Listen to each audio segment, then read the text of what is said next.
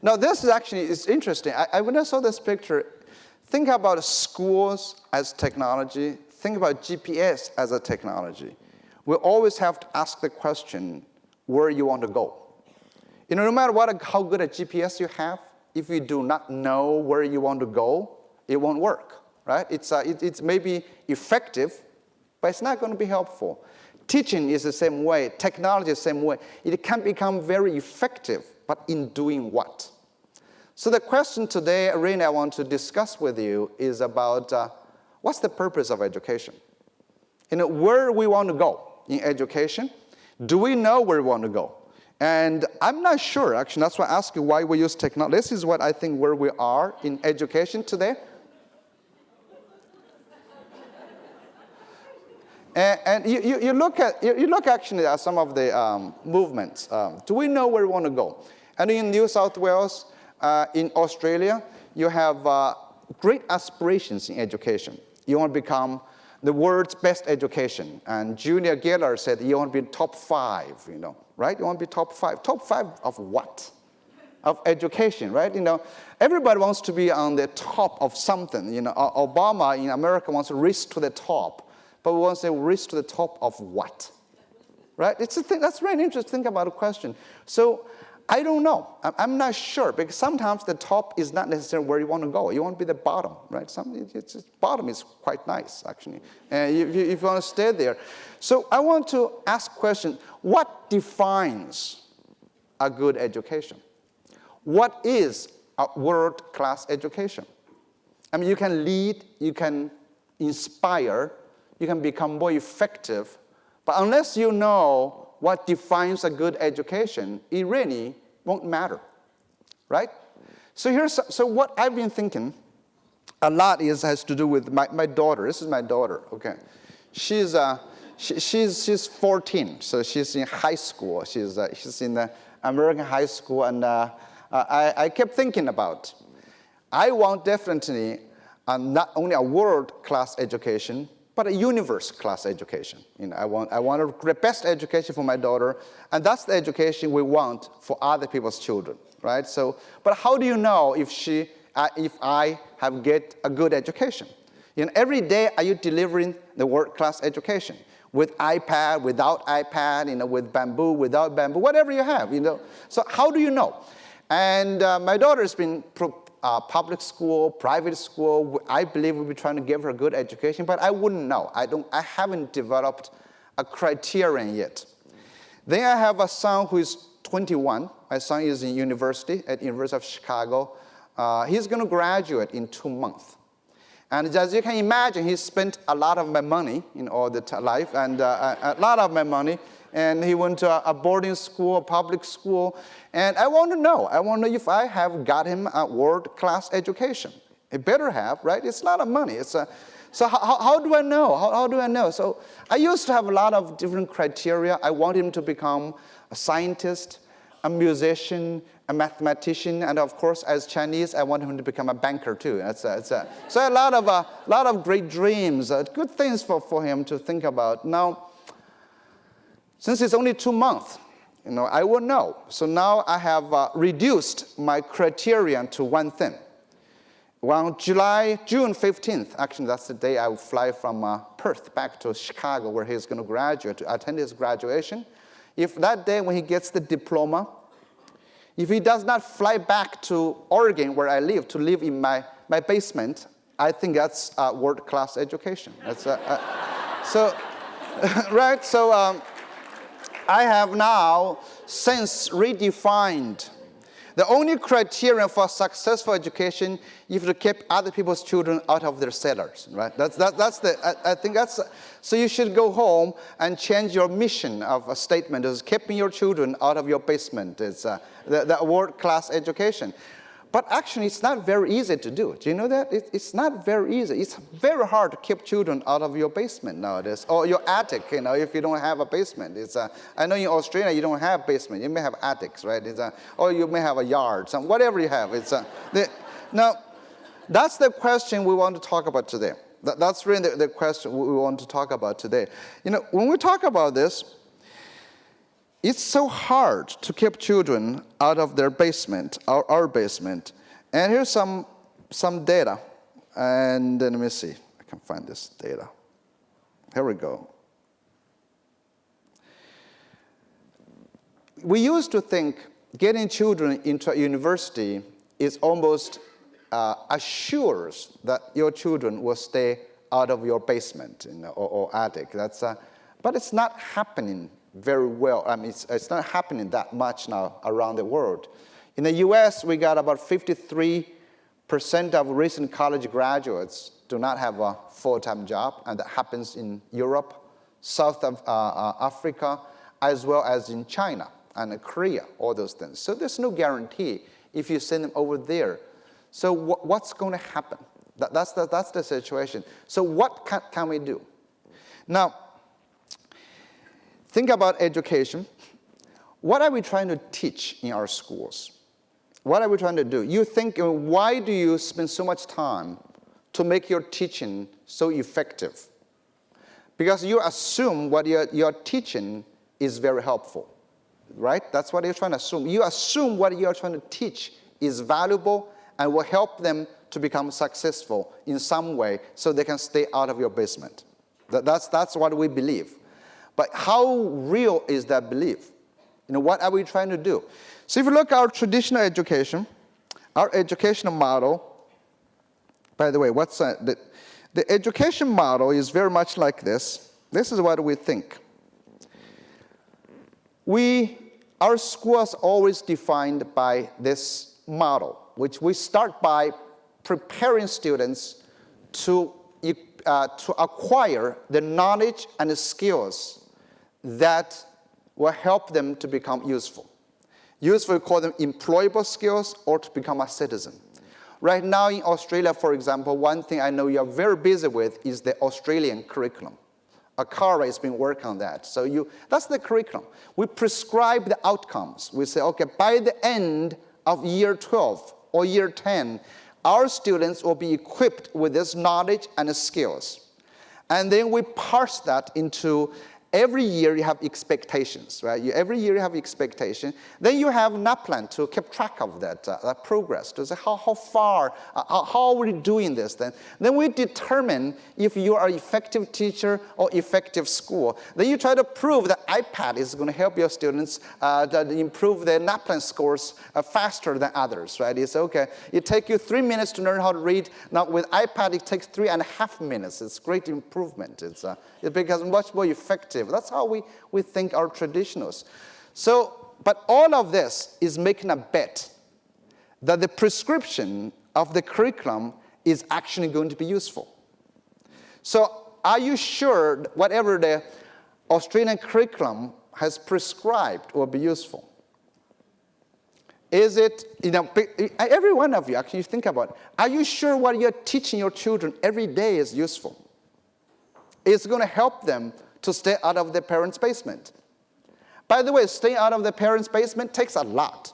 It means, first of all, they have to do something useful that someone is willing to give them some food and shelter, right? Number two, they have to be nice enough so people don't kick them out of their place. They have to, that means good citizenship. And number three, they have to be psychologically healthy enough so they do not want their mommy and daddy all the time. That's like emotional stability. All those three things are tough. So are we helping our children to equip with that? And also with this model, why do we have this model?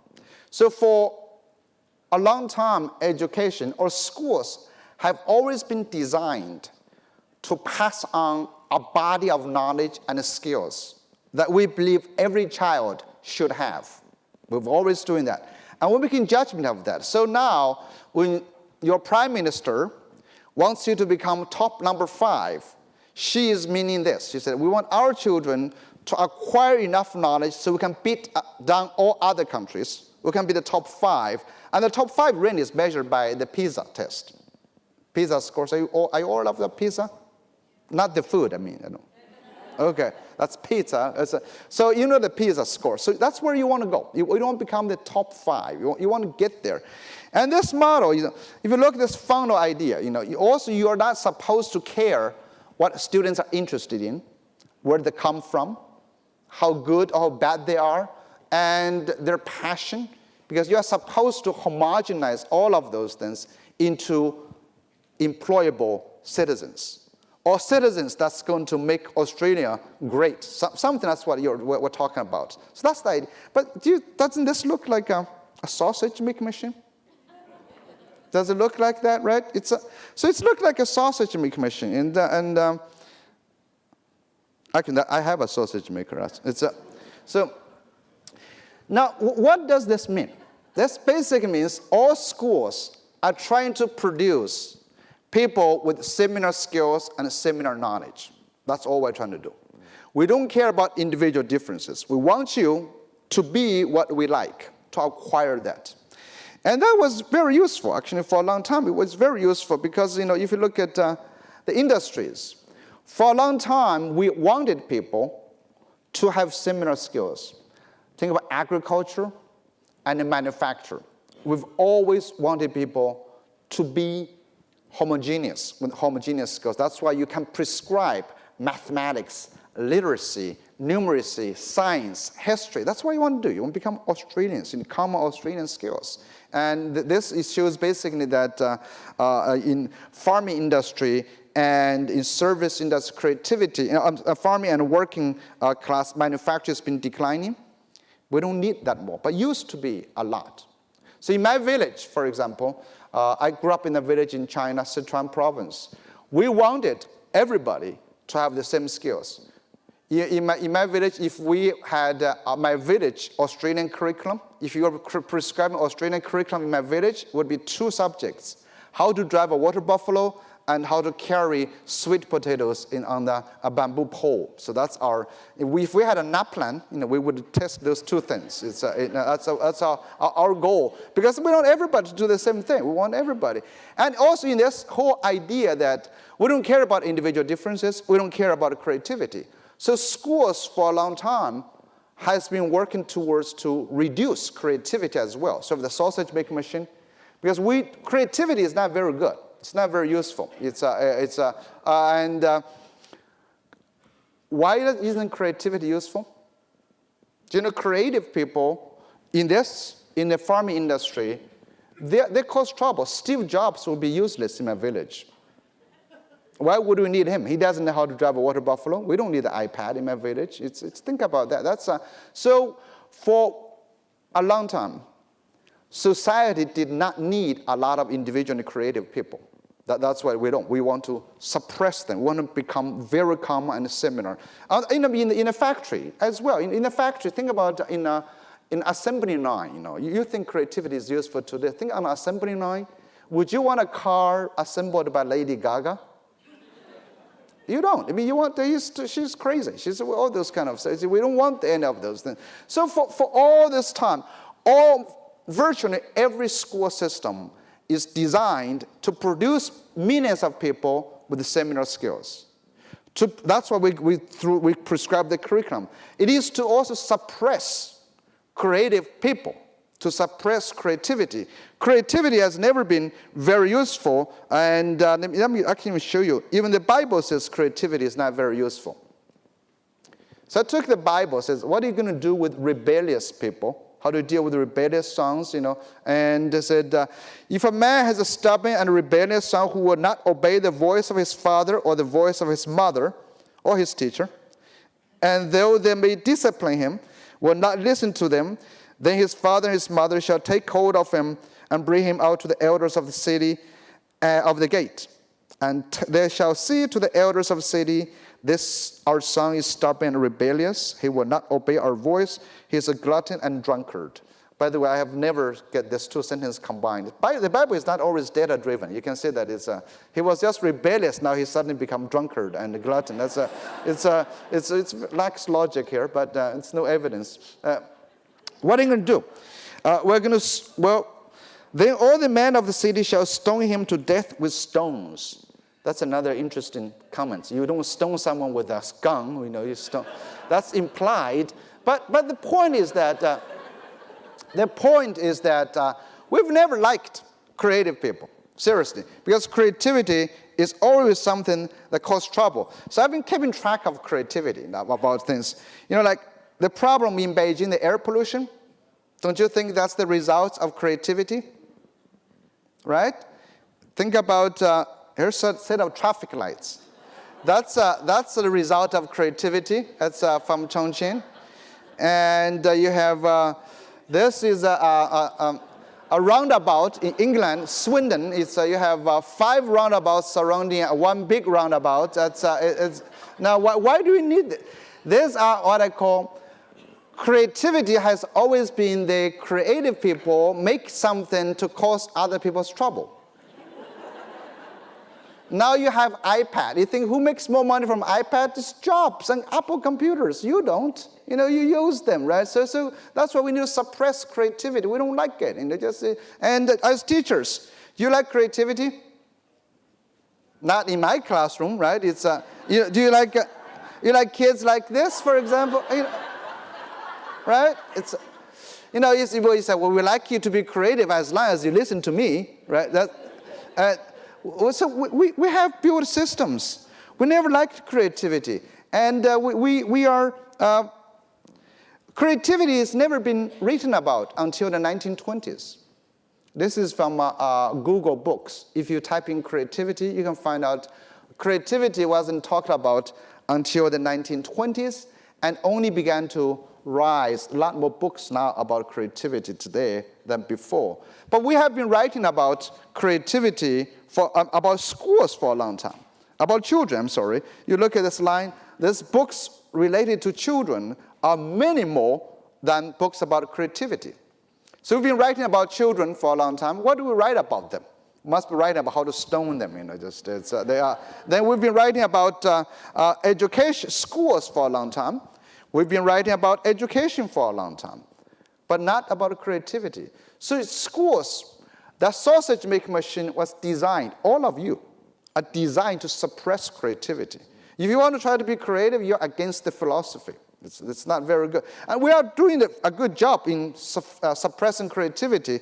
For example, it's a lot of measurement about creativity. George Land of the 1970s followed a group of thousands of children and measured their divergent thinking or their creativity as one measure. When he applied the assessment to 5-year-olds, almost 98% of children scored at a genius level. They're all creative, very creative. Then he gave the test to the same children 5 years later when they're 10, you got 32% are creative. Because by the time now they're in schools now for 5 years. Remember this thing? So they're already in schools. By the time they get to 15, it's only about 10% become creative. And now when they become, when they become older, like you guys, 30s, 40s, about 2% are creative. So now, if you think about this, we have data. When we get older, after we finish school, we ask fewer questions because now you're supposed to get the answers. Remember, schools is about getting answers and give the answers back. It's not about asking questions. So the more you go to school, the fewer questions you ask. And you laugh less because adults are supposed to be serious, and we become less creative. And the only hope is that when you retire, there's a chance to bounce back, okay? When you do that, if you can become more creative, you have a chance to bounce back, You have hope after retirement, okay? Now, when we do this, then, creativity was not very useful for a long time, until recently. But now creativity suddenly becomes very useful. And now today, when I was showing this data, shows that our children, even college, is not guarantee anything. What's happening now? What's happening? The old paradigm of producing compliant citizens with similar skills may not work anymore. Why? Just simply, also you can blame technology. It is because technology has taken a lot of jobs away, which we call automation. This diagram simply shows what's happened in the US. The decline of manufacturing jobs and the increase of manufacturing value. That means there are fewer jobs in the manufacturing sector but a lot more productivity in this one. And where did the jobs go? Simply enough, machines, automation, and outsourcing. It's called globalization. And in Australia, I'm sure you've gone through the same thing. If you look at a lot of your manufacturer plants, they're closed because the number of employees have been replaced by machines. Now, many of you, if you fly today, you probably check in online since you're all iPad users, right? You've taken a lot of jobs away from Qantas by doing that, right? Now, many of you, I don't think perhaps virtually all of you do online banking, right? To go to ATMs. You've taken a lot of jobs away from those who work in the banks, right? So think about those things. Placed almost all those skills that can be routinized, become routine. That means everything you try to teach children to know, just simply find answers. If the technology can do that, they don't need that. And there's also this threat to teachers. If you view yourself simply as someone to dispense information, you may be replaced by Google. You should be replaced by Google, right? If a child can Google everything, why do we need a teacher? We need to rethink about our job too, what we do, right? Think about that. And now the other thing is, of course, outsourcing. Jobs can be done easily and cheaper in overseas. So that's another thing what's happening. So where are the new jobs? Who is going to create the new jobs? This is the question in the US, a lot of economists are asking. When you have the hollowing out effect, that is, when all those routine jobs are gone, when there are no big factories that employ millions of people, what are you going to do? Who is going to become the new middle class? Well, think about Facebook. Facebook does not have factories. Facebook does not hire factory workers. Remember, Henry Ford hired a lot of factory workers? Facebook doesn't. Twitter doesn't. Google doesn't. They require a different kind of skills and knowledge. And that, most people would come to the idea that we now need entrepreneurs. This is the one actually, well, I can show you this data again.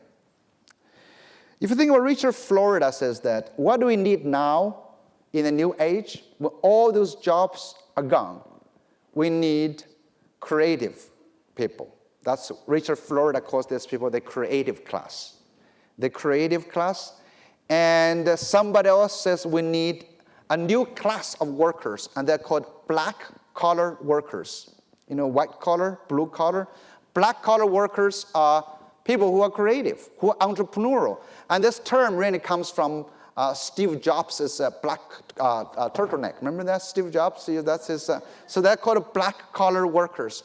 So who are the black collar workers? Also, the black collar workers can be also viewed by Daniel Pink. Let's talk about the right-brainers.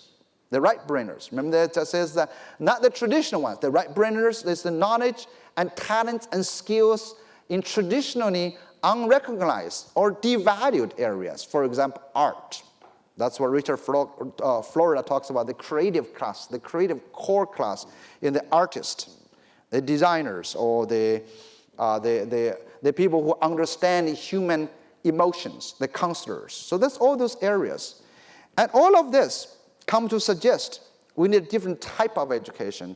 And what should the education be? And now, I actually trying to get an answer from this diagram.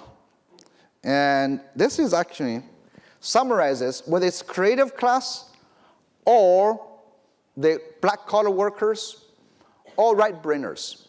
I basically look at this diagram, says that we have come to an age that where traditionally useless people become useful. So that's basic idea. That's all the argument. So we have to look into hard what was useless becomes useful. This basically is a diagram to show that we have become wealthier. This is the growth of GDP. We used to spend a lot of our money, our effort, energy on ensuring necessities. 100 years ago, perhaps 80% of our effort, energy has to deal with securing food, shelter, and clothes. Today, you don't. Think about your income. Perhaps you spend less than 50% of your income on those three necessities. And you spend the rest of your money on what? On useless stuff like iPad, iPhones, right? You think about that, that's what you do. That's where you spend. You think about, do you think this is necessary for your survival? I mean, those kids may think so, but not you. You know, do you think it's necessary? So this is the argument to say, okay, how do we define new skills? What can education cultivate? How can we change this idea? So here are some suggestions, and we actually give 2 examples. How useless people becomes useful. I was in Melbourne last year. I was in the Crown Plaza. How many of you go gamble there? You know, they have the casino down there, the Crown Plaza, right? You know, so I was in the elevator, and you call lifts, and so the people come in and say, so get away, you know, get out, you know, Kim is here. So I said, who is Kim? You know, and so anyway, Kim was there. So a lot of teenagers, children, were hanging out, you know, standing by outside. So I don't know who Kim was. So I called my daughter. My daughter, remember that? And she's my pop culture consultant. She always knows the kind of stuff. And so I asked her, I said, you know, who is Kim? She said, it must be Kim Kardashian. Kim Kardashian, you know Kim Kardashian? And so I said, who is Kim Kardashian? My daughter said, she's a celebrity. I said, well, she's a celebrity for what? She said, for nothing. Okay, and so I said, okay, that's great. This is excellent. But Kim Kardashian is a celebrity for nothing, okay? But she meets my criteria. She's not staying in her parents' basement. Right? Now, so I want to study this. I said, okay, how can useless people become useful? So that's my kind of research thinking. Now, take this, next one, how useless. This means we have moved from the age of necessity to the age of abundance. Age of necessity to the age of abundance. In the age of necessity, we consume different kind of talents and abilities. Like in my village, physical strength was very, very useful, physical strength. And the skills to handle water buffalo, deal with that is very useful. And I don't think those skills are very useful in Sydney. I don't think so. It's something else, right? So I've been thinking, another thing I can give an example about food. Food is an interesting example. In Australia, do you notice how much money and resources and efforts have been poured into convincing people that they should eat? Right? Did you look at food commercials on television? The television ads and the stores we build, everything has nothing to do with food itself, right? You have actors, actresses dressing up as food, all the research, nutritionists, how to packaging, you know, vending machines, you know, all of them has nothing to do with food. We're convincing people they should eat. In my village, nobody spends time convincing me I need to eat. We actually go fight for food. There wasn't enough for that. And then after that, we have about a several billion-dollar industry to convince people that they should lose what they just ate. Right? And now, did you guys go to those clubs? They're called athletic clubs, right? What do you call them? Gyms. I've been visiting some of them. I mean, it was really interesting. If I took any picture, I mean, if I showed my father what these machines are, my father would laugh at me. He's 85, still lives in my village. You know those machines, they have the walkers, you can walk on them, the skiers, the bikers, the climbers. I mean, just a way to lose weight. That's why do you need so many complicated stuff? Then they have ambience, music, they have personal trainers to tell you how to lose and where to lose. And some fancy ones, they have valet parking so you don't lose the thing outside the club. You make sure you lose it actually inside. You get all those things. Now, just take that as an example, analyze it. What skills, what knowledge we need.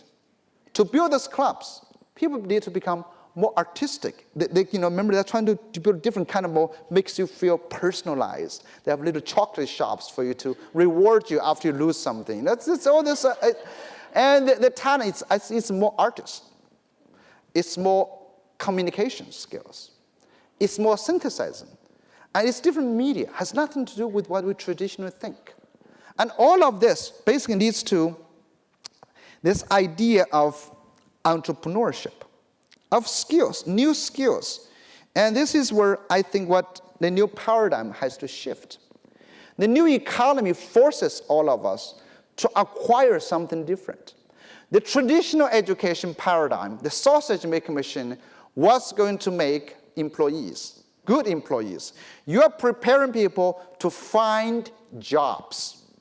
But if those jobs, traditional jobs, are replaced by machines on a daily basis or outsourced to a different country, remember we have 7 billion people who have more access to these jobs. How can you predict the future of children? If you cannot predict what children might need to become an employee, if they don't have a job waiting for them, how can you prepare for that? So when I ask about the ACARA folks about Australian curriculum, I said, how do you know this will become useful? In 20 years, in 30 years, you are simply making a good bet. You think, well, everybody should know this. But is that true? We're making this bet based on the past, not based on the future. Right? If you, in your own life, you've seen this. In the past 20 years, what changes have you observed? You've seen a lot of jobs being gone. But at the same time, now we have this government and various people convince us. If we prescribe this, by the way, I've been following the Australian curriculum for a long time, and they claim they're going to make you globally competitive. They're going to make you stay out of the parents' basement, and they didn't exactly use that word, but I interpret it that way. So what will be? Here's what I don't think the employee is going to work. Because if you are creating job finders, when there are no jobs to be found, what is going to happen? We need to create job creators. People who are going to create jobs, these are called entrepreneurs. But entrepreneurs are not only those people who start a business, who maximizes profit. Entrepreneurs, those people who are also involved in social enterprises, social entrepreneurs, people who are trying to maximize social impact, who work for environmental sustainability, who work for wipe out social inequities, those kind of things. And a good example is Jesus Christ, by the way. He was a great social entrepreneur. It was just Easter now, it reminds me of him. Remember Jesus Christ, if he was interested in money, he would have become the most successful pyramid scheme designer, like Amway, right? Think about it, it was very good. It was a huge franchise model, right? Luckily he was interested in social impact. But he had a very entrepreneurial approach to the whole idea. And we also need intrapreneurs. Intrapreneurs are people who work within an organization, who are creative people, work within a large organization. Today, even employees in the developed countries, most of the employees have to become entrepreneurial and creative. At Apple Computers, for example, speaking of Apple, and I think one of their HR people was talking about employees. They said, well, if you want to be managed, you're not employable at Apple. Because the people who can be managed have outsourced to China, those jobs. So Apple Computers. So that's called intrapreneurs. And we need policy entrepreneurs, people who work in the public sector, like your ministers, or your people in the department, action teachers, school leaders, all social policy entrepreneurs. You are trying to drive change in the public sector. So what makes entrepreneur? What's the difference between employees and entrepreneurs? Employees simply wait for directions. Employees complain when they have a problem. Entrepreneurs view problems as opportunities. They take actions. Many of you technology using teachers, you have an entrepreneur spirit. You did something, you took the risk to do something. You are the evangelist. That's why I'm, again, religious. I'm not religious, but I'm always refer to those things. It's always useful. And the entrepreneurs also try to come up with solutions. You do not wait for someone to tell you what to do. If you had been waiting for that, you were not here. Entrepreneurs also try to put their creative solution into action. They just don't talk about it, despite of all these problems. Entrepreneurs also have the resilience to see it through. Because most of the new innovative ideas, solutions, they're not successful on the first try. You have to do it. So all of them describes a lot of you. And so we need our students not to become people who find answers. We need them to ask questions. We need people who are not going to always complain that someone didn't give me this. They need to go create this. This is a very simple idea. I know people kept asking why Australia has survived and thrived so many years. You remember we have this book, The Lucky Country? It's not lucky. Remember, you guys were supposed to be prisoners put here by the queens and kings, right? It was the best prison, but you broke out from the jail, right? Because you have this entrepreneur spirit. You turned a problem into a solution, into an opportunity. And so that's something very interesting. So what makes good entrepreneurs? There's a lot of debate about entrepreneurs and creative people. By the way, I use the term creative entrepreneurs. There are different types of entrepreneurs. There's one type of entrepreneur is called necessity-driven. I don't count them. Necessity-driven entrepreneurs are people like in my village. They have no food. They got to do something. They got to sell something. Opportunity-driven is what we want. That is people when they can survive, they have other opportunities, but they are willing to take the risks. Like you. You are the pioneers. You do not have to use technology in school. You didn't have to do it. You took the risk. So this is what we want, people, the opportunity-driven entrepreneurs. That's what we need. Who are these people? The entrepreneurs, because number one, they have to have a lot of confidence. You really have to believe in what you do. Because most of the time, whatever you come up with is going to be laughed at by others. They don't believe you. You have to have enough confidence. Actually, most successful entrepreneurs, like Mark Zuckerberg, like Steve Jobs, they're very arrogant. You know that? They're very arrogant. Why they have to have that arrogance? To sustain, to believe what they're doing. Number two, you have to have a lot of friends. Friends from different sectors. People who can suggest different ideas, who can be critical of you. Who you know very well. When you use your technology, you need a lot of friends from different places to support you as social capital, to also provide different ideas. Many of you work in a very lonely situation as entrepreneurs. You need that. I mean, you got to have someone to cry over the shoulders when you fail. You can have someone take you to the bar. That's important. So we call this social capital, social skills, and we also need the risk-taking spirit, not risk-averse. We also need people to have passion, that you can be driven by something you really love to do this. There are many other things I can talk about, but there's the general ideas of creativity and entrepreneurship. This entrepreneur spirit and creativity, actually, we're all born with. Human beings are born entrepreneurial and creative. We are. That's why we have to develop a sausage-making education system to suppress that. We do that very well. So with this in mind, I want to just keep this in mind. I want to go back to the original model. In a traditional educational model, that's this general sausage-making model. When we make good sausages, we're not going to be very successful in creating bacon, right? You have good sausage. If a sausage is made, you have with the meat. May be good, it could be a good ribeye steak. You don't have it anymore. So this is what I call the side effects of education. Education has side effects. When you think about medicine, when you take medicine, you have always a warning label. Remember that warning label says, do not, take this medicine when you are, for example, I can show you this. You look at the drug effects, right? If you take this medicine, it's going to cause drowsiness. It's going to cause headache, and we take medicine. Education actually can do the same. Depends on what kind of education is. So there's a Chinese saying called yin and yang. For example, a reading program, some reading program. If you have primary grades teachers, you have reading.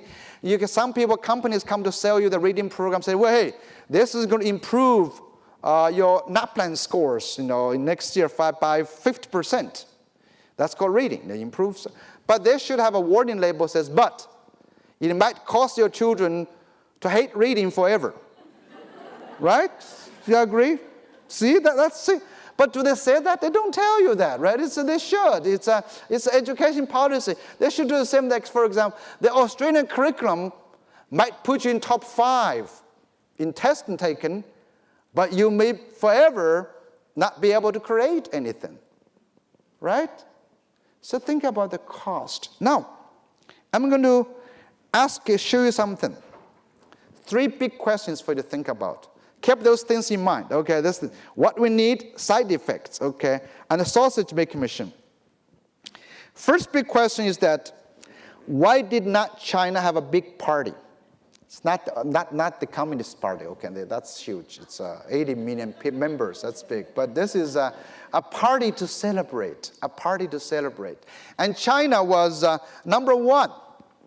If Australia wants to enter top 5, you better knock China out of this chart, this table, okay? This is the last round of PISA. China's students from Shanghai scored number 1 in in every category, math, science, and reading. The top 5 countries, in fact, are all Asian countries except Finland. And I know Australians have been trying to understand how they become so high-performing. Remember you're trying to understand? I can tell you very simple. Finland is boring. And the rest are all using chopsticks. That's what you can have. You can just believe that. So that's very simple answer. Tell them they don't have to go any far. Just if you begin to use chopsticks or bring snow to Australia, you'll be fine. Okay, that's top 5, number 5. But anyway, the idea is that everybody thinks China's got the best education system. Do you remember that time? By the way, in America, they even published a book called Surpassing Shanghai. It's become the new American national agenda. America wants to surpass Shanghai. America used to have some big dreams. Used to have great dreams, actually. Remember, they used to have a dream. They said, let's have a country without kings and queens. Even Australians couldn't do that. You still cannot ditch the queen. It's still amazing, right? But America did it. If America was into globally benchmarking, they would not have a country like that, right? They would have a kingdom, but they didn't. America had another dream. They said, let's send someone to the moon. Ever since I moved to America in 1990s, America has smaller dreams now. It's called, just blame me on that. We had a president called George W. Bush. Do you remember him? He was a great guy. His national dream with no child left behind was reading. Remember, reading became the national goal for America. He was translating a personal goal into a national goal, which was not very nice. It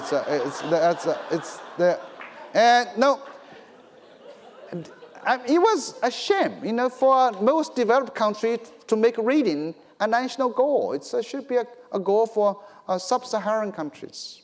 Australia, too, you spend so much money. You think literacy should be the national goal? That should be a national floor, national starting point. It's not that different question. So now they want to surpass Shanghai. But, Australians, you guys have a share in this, the same kind of silliness, okay, as America. You had a Grattan Institute report last year.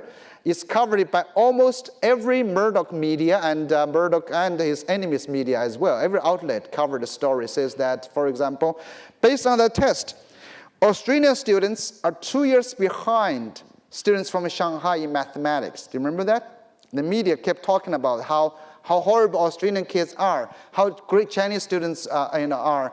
And in America, we have a state called Pennsylvania. Pennsylvania is a big state. Pennsylvania had a governor called Ed Rendell, who was 2-term governor, I think 8 years. And after this test released, and everybody was worried about China, and Obama said a Sputnik moment. Remember Sputnik? As Chinese students are equipped with math scores to fly over the U.S. And that was the idea. And Ed Rendell was saying the same thing. So there was a football game, not Australian football, American football game, was postponed in Philadelphia because of winter storm. So the governor was very unhappy about that. And he went on public radio, and this is what he said. He said, we've become a nation of wussies. He said, the Chinese are kicking our butt in everything. If this was in China, do you think the Chinese would have caught off the game? People would have been marching doing calculus on their way down. It's down there. Now, so Australians, Americans love Chinese. They think they're doing great. Australians think they're doing great. England, too. Michael Gove, the British Secretary of State for Education, said, I'm happy to confess I'd like us to implement a cultural revolution just like the one they've had in China. In the Cultural Revolution, by the way, if you know anything about that, I wouldn't put in this context. Like Chairman Mao, we've embarked on a long march and to reform our education system. I really feel sorry for England, but for having him. But it's it's Secretary of Education. You guys have Peter Garrett, right? He's a band. He's a singer, right? He probably know. He doesn't write things like this, he's much better than the British. I'm glad you separated from them. And now, if you think about it, everybody believe China has the best education because they were top number one. Remember that? But China wasn't happy. China did not celebrate. You know the Chinese love to celebrate any global achievement, right? But not this one. They didn't. Why? Because they were concerned. They think their education is to blame for not being able to produce a Steve Jobs. The premier, actually the ex-premier now, he just stepped down last month and saying that we need Steve Jobs in China. But people are saying, now you can't have Steve Jobs. Like Kai-Fu Lee from Google said, you can't have because of its horrible education system. Now you think about this. With 1.3 billion people in China, which is 4 times the size of the US population, China should have at least 4 times of baby Steve Jobs born in China, right? Did you think? You should have more. Baby Steve Jobs. What happened with baby Steve Jobs? What happened to them? It's education system. That's what they said. It's education system. They were homogenized.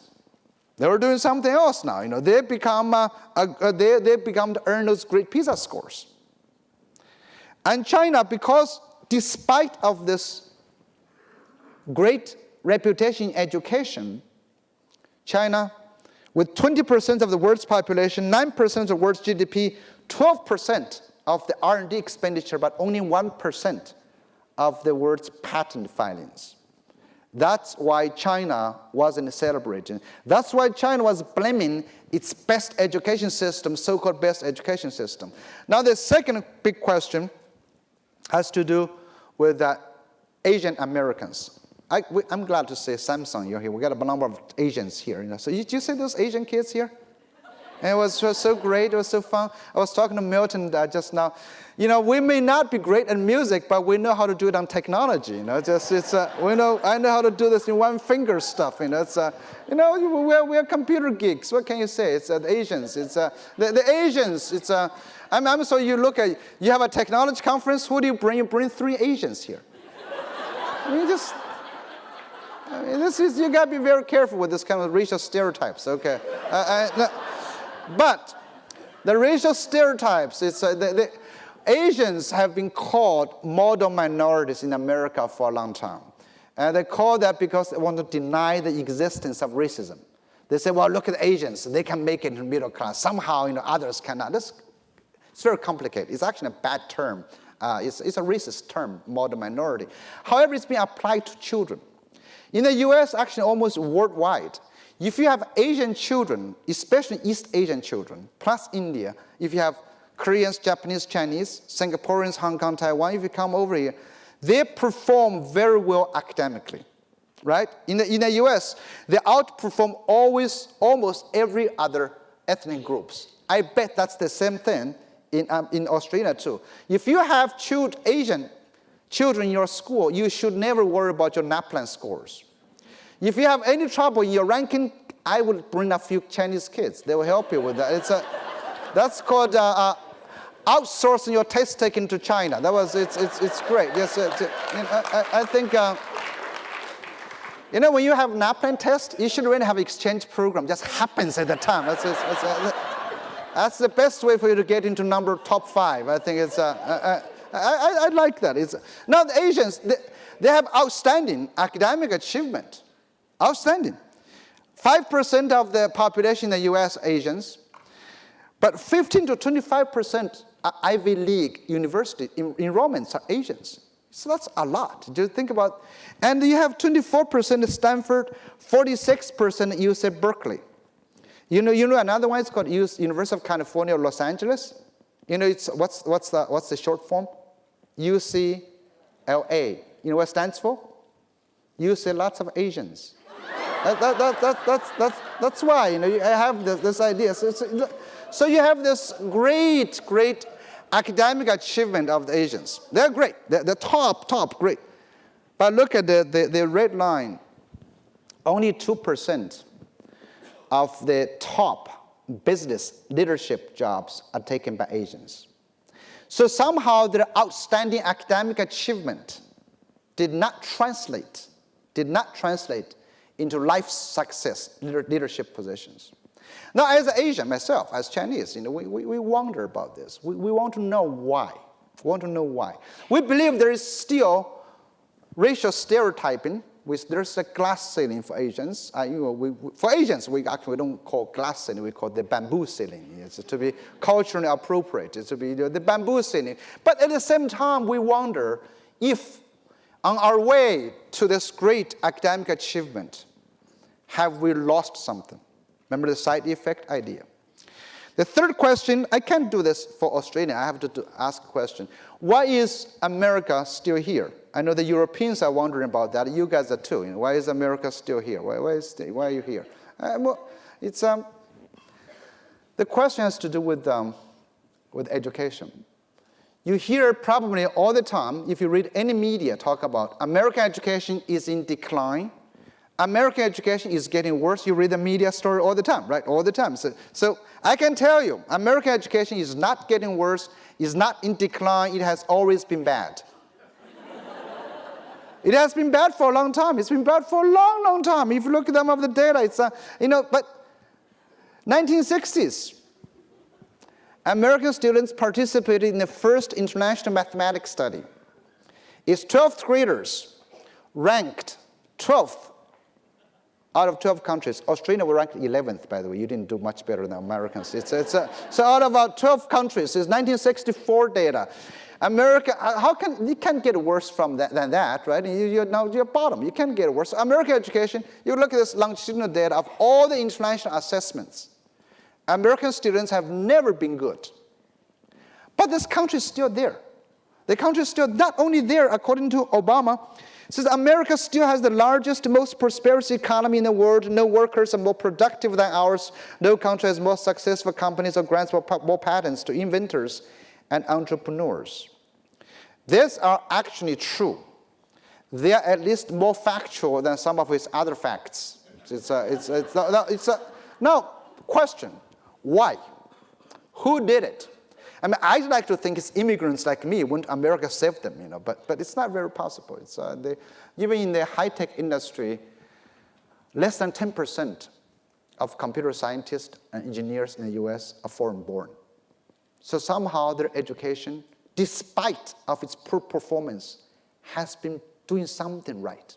So how do we explain this? Some possible explanations. Here's some of the data. We think about this model. Now think about this. This is 2003 TIMSS data.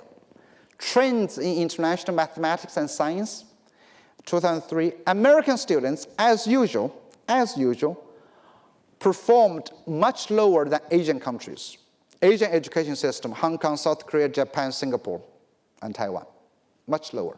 But on the same tests, they ask 3 other questions, very interesting questions. One is about confidence. Do you think you can do well in mathematics? One about enjoyment. Do you like math?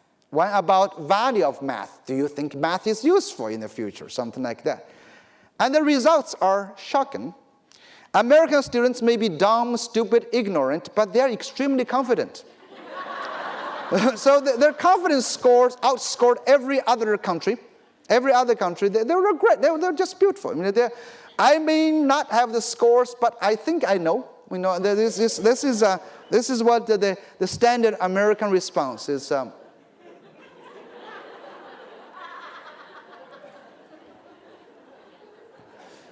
Now, if you think about this, there's more data to show this. There's more data. This one, Singapore, for example, was number 1 in 2003 in mathematics. That's why everybody loves Singapore math. Remember, Singapore math is becoming great. But only 18% of Singaporeans think they do well in mathematics, in contrast to 40% of Americans. And most recent data, this was around December 2012, just a few months ago. Australia was really all over this release as well. This is the newest release of the Trends in International Math and Science study, as well as the International Reading study. And Australian media was saying, Australian kids are not doing very well, all these kind of things. And so here's some of the data to show you. The top 5 countries remain the chopstick-using countries, okay? You got to remember that. So Korea, Singapore, Chinese Taipei, Hong Kong, and Japan. If you use spoon, you don't do well. That's Australia, US, and UK. That's the idea. This is math scores. Now, if you look at the math scores, Korean students with 613 points are over 100 points high. This is 8th grade math. But in Korea, you got only 3% of people who have the confidence in math. And in US, 24%, Australia got 17%. In the bracket, there's a 4th graders data, okay? So you look at this thing and say, okay, how does this work? So some education systems seem to produce good scores. Others seem to produce more arrogant people. And then you have them, of course, people think about, in America, we think Americans' low math performance is caused by their arrogance. So Americans are working very hard in education reform to make Americans more honest and kind of humble. That's what they're doing. They say, why Americans are so arrogant but perform so low? Because they don't know how bad they are. That's what they're doing. So Americans now, we're working on bringing international benchmarks, international standards, and test them all the time. Tell the kids, you're really horrible. You're really horrible, horrible than those guys. We'll remind them they're really bad. You guys are doing the same thing. And your Australian curriculum, you're trying to basically to bring international standards to prove we're not very good. And now, well, all the Western media in the US, Australia, and England were lamenting on the fact that their students perform so poorly on these tests. Asian countries, their media are all over the fact that the kids have no interest. In Japan, they're worried about students are not enthusiastic about math or science. Hong Kong was #1 in reading. Hong Kong students are at the bottom in reading interest. So you got a bunch of people who can read but don't want to read. Okay? And this is not only limited to Asian countries. Finland, you know what's PISA. Finland was very worried their students have no interest in science. The Finnish government says this. When asked about their personal interest in different areas, aspects of science, Finnish students express less interest than their peers in most of the other OECD countries. Finnish students' relative lack of interest in science can be seen as a serious warning for the future of Finnish economy. The PISA. The simplest and most possible surprising finding is that many countries with the highest mean PISA science score were at the bottom of this list of students' interest in science. Finland and Japan are prime examples. At the top on PISA science score and the very bottom on constructs like interest in science, future-oriented motivation to learn science, as well as on future science job. So here's what you have it. Almost all the international data show that there's a negative correlation between students' interest, confidence, and value and their test scores. So what does this mean? If you go on, then I have other data. If you look at this PISA scores, countries with higher math scores have lower entrepreneur confidence scores. This is from a different set of data called Global Entrepreneurship Monitor. PISA scores in math and science and reading are negatively correlated significantly with every aspect of entrepreneurship.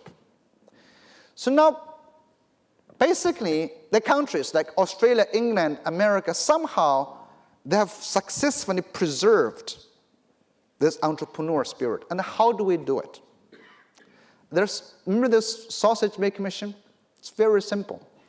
When you try to produce good sausage, when you try to produce good test scores, what are you encouraging? You're encouraging people to find answers.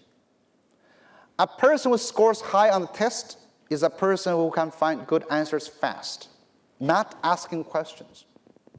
Number 2, if you're trying to reward people for whom they can take the test, You are going to punish those people who are not good at taking the test. That's where we lose Steve Jobs. We lose Lady Gaga's. We lose Kim Kardashian, which may not be a real loss, but that's still, that's what happens. It's what Albert Einstein was talking about, is that if you judge a fish by its ability to climb a tree, it will always think it's stupid, right? When we apply all this curriculum, when you have the sausage making machine over here, you are excluding a certain type of talents. You are making a judgment to say, people who know whatever we prescribe in this one are considered good and excellent. When you teach, you suppress. When you encourage people to become similar, you suppress diversity. In a society, when you have diversity, you can have a vibrant economy. You cannot have the same thing. And also, when you have confident people, can they become creative and entrepreneurial? We'll talk about how important entrepreneurship is. And where do you develop friends? If you devote all your time studying academic subjects for the test, when do you have time to make friends? And now when you learn to find answers, you learn to not take risk, because they're waiting for someone to tell you what to do. You can think about this. Australia, America, they don't teach creativity any better, because we all follow the traditional model. We're all sausage making machines, but we kill it less successfully than Asian countries. Means you are not a very good sausage maker. You're not a good sausage maker that happens to make some bacon. That's the idea. Now, take that idea. Because you have traditionally had a different philosophy of education. You actually value education to include a broader definition. You value multiple talents. And those kids standing up here, they are not contributing to your NAPLAN scores, no matter how much you want to justify it. It's not going to help them. You take time away from studying for it. Now, what do you need to think about is a new paradigm. Because now, when we used to think, creative talents can just happen. They really can just happen. If you look at the great creative talents we've had so far, most of them survived the sausage making machine. I don't think any school said, hey, I'm going to create a Steve Jobs tomorrow. No, you can't do it. Nobody has a Lady Gaga curriculum either. Do you have one? You don't. Because they survived. Our traditional system are all doing that. So all the international assessments basically measures how effective you are as a sausage maker. Now we need to change that. Today, I would say that society can no longer rely on a few survivors of the system. We need everybody to become creative and entrepreneurial. We need everybody to become job creators. Job creators for countries in other places that don't have the resource to do so. Job creators for people who live in developing countries, in my little village, who have to rely on you. You spend a lot more money educating. You cannot go compete with people in my village because they don't have the resource to become as creative as you are. I could have become a Justin Bieber. You look at me. I could. But I did not have access to become one. So you have the responsibility to do a lot more. And your students, as I was telling you, have to rely on creativity to stay out of your basement. So what I would propose, which I will do the details in the next 2 sessions, is called a new paradigm of education. The traditional paradigm is about reducing human talents, is about reducing human interest. We don't want you to be too creative. Today, when everyone is required to be creative, I want to have a new paradigm. The new paradigm talks about we have to enhance every individual's talents. That is, you acknowledge it is your students' job to become themselves. You are not there to teach them, you are there to help them. They know how to learn. You are there not to fix their deficit. You are there to enhance their strength. You do not look at them to say, oh, you're missing this according to our plan. You look at them what they can do already, what they're interested in. Today, our schools are trying to fix the deficit. We look at children, they take this test, they're not meeting our curriculum expectations. We think, oh, something's wrong with you. Phonics in some basement. You can't be there. That's what we do. We stifle this thing. So the new idea is about enhance, follow students. So this new model has 3 elements. Number 1, I saw you have the student voice and choice. The curriculum, you should never define the curriculum. The curriculum follows the child. You create a personal curriculum, a differentiated education experience for every child based on his or her interest and passion. And the pedagogy would be product-driven. That is, you engage children in making things that's meaningful and useful to themselves and to others to try to become entrepreneur and creative from very early on. And also you do that in the context of the globalized campus. That fits your theme very well, create and connection. But also train our students to become global citizens. So just to end, if you want to learn more, you have to come to my next session. And I've written a lot about this in a book. And Milton Chen's talk and his book covers a lot of these ideas as well.